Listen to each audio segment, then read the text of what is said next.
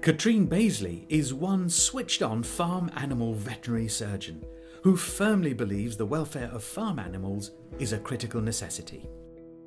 I think all veterinary surgeons would consider that animal welfare is one of their key roles. Some might even do the London-Brighton bike ride. Not Graham Duncanson. No.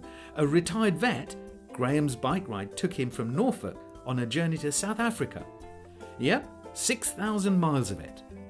And he managed to raise over £10,000 for the Animal Welfare Foundation. I mean, it's just absolutely marvellous to win. It was marvellous to be nominated, it was marvellous to become a finalist, and now actually to be one of the winners is absolutely wonderful.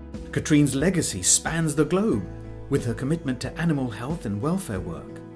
But she is now highly focused on the bond between calf and heifer, mainly in dairy cows. We're a very big farm animal practice, and I think, you know, farm animals and livestock get a fairly bad press a lot of the time, and we've got lots of farmers in our practice who are doing an absolutely fantastic job, really looking after their animals well. And it's been, you know, I'm towards the end of my career, a privilege, a real privilege to work with people who, you know, they really care about their animals, and I love looking after them. We fund a lot of very worthwhile research, and we stimulate debate, and we also have a lot of educational projects. I'm a trustee of Animal Welfare Foundation, and it's on behalf of all the trustees. You know, I think they would be really proud that our charity, our foundation, has got this award.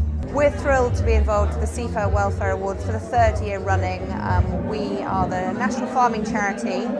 We help farmers across England and Wales, and what we know is that farmers will look after the welfare of their animals, and in the UK we're justifiably proud of the fantastic livestock industry we have and our very high welfare standards, and working alongside Ceva, who champion the welfare of animals, is a great position for us to be, and we thank them for our involvement.